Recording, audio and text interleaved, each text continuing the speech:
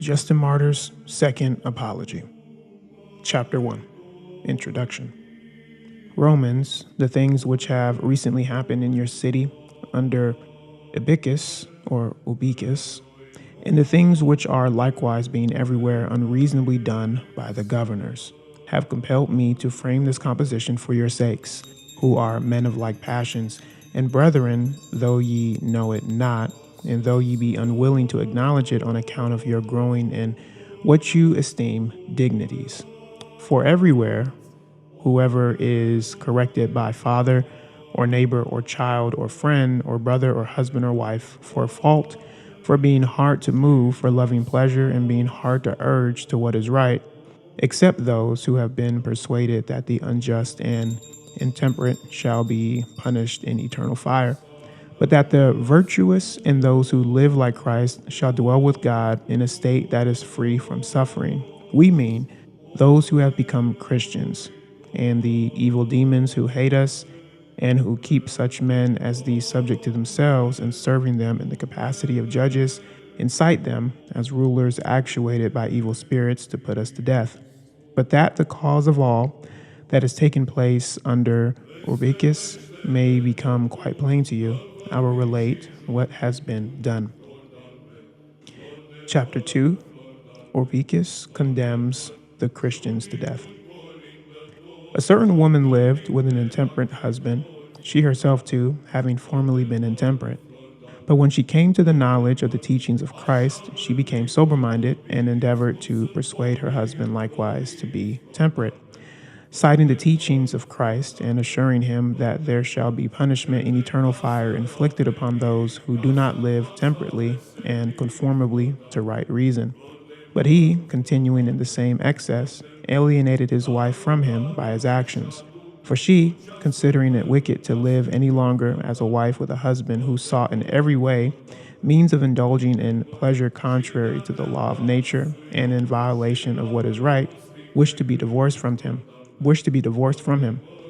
And when she was over-persuaded by her friends, who advised her still to continue with him, the idea that sometime or other her husband might give hope of amendment, she did violence to her own feeling and remained with him.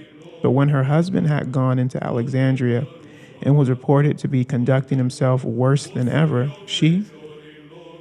that she might not, by continuing in matrimonial connection with him and by sharing his table and his bed, become a partaker also in his wickedness and impieties, gave him what you call a bill of divorce and was separated from him. But this noble husband of hers, while he ought to have been rejoicing in those actions, while he ought to have been rejoicing in those actions which formerly she unhesitatingly committed with the servants and hirelings, when she delighted in drunkenness and every vice, she had now given up and desired that he too should give up the same. When she had gone from him without his desire, brought an accusation against her, affirming that she was a Christian.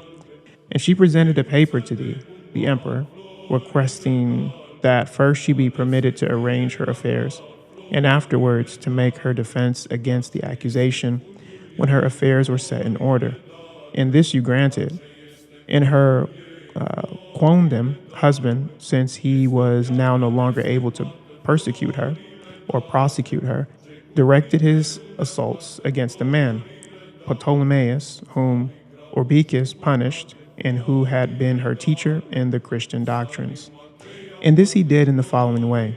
He persuaded a centurion who had cast Ptolemaeus into prison and who was friendly to himself, to take Ptolemaeus and interrogate him on this sole point, whether he were a Christian. And Ptolemaeus, being a lover of truth and not of a deceitful or false disposition, when he confessed himself to be a Christian, was bound by the centurion and for a long time punished in the prison. And at last, when the man came to Orbicus, he was asked this one question only, whether he was a Christian. And again, being conscious of his duty and the nobility of it through the teachings of Christ, he confessed his discipleship in the divine virtue.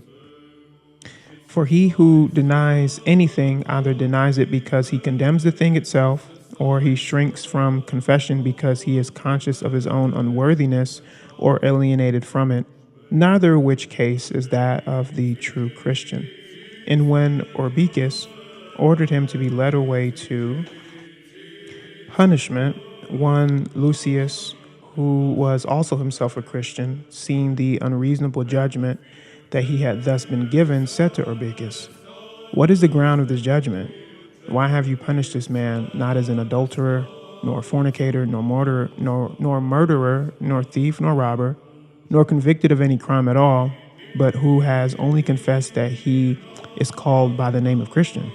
This judgment of yours, O Orbicus, does not become the Emperor Pius, nor the philosopher, the son of Caesar, nor the sacred Senate."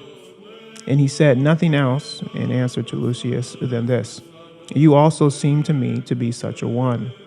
And when Lucius answered, "Most certainly I am," he again ordered him also to be led away. And he professed his thanks, knowing that he was delivered from such wicked rulers and was going to the Father and King of the heavens. And still a third, having come forward, was condemned to be punished. Chapter 3.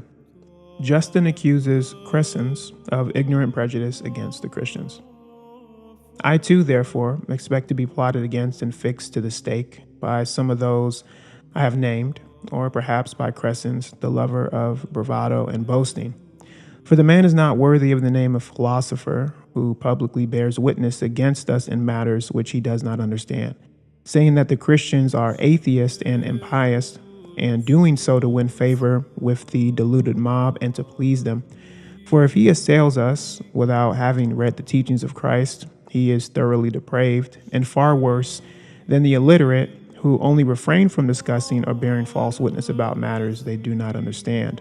Or if he has read them and does not understand the majesty that is in them, or understanding it acts thus that he may not be suspected of being such a Christian, he is far more base and thoroughly depraved, being conquered by illiberal and unreasonable opinion and fear.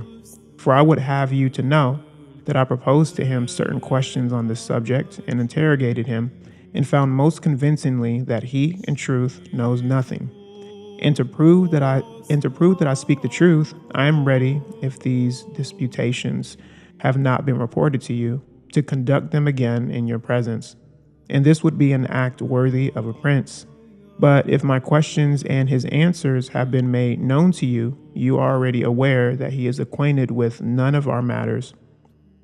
Or if he is acquainted with them, but through fear of those who might hear him, does not dare to speak out, like Socrates, he proves himself, and I said before, no philosopher, but an opinionative man.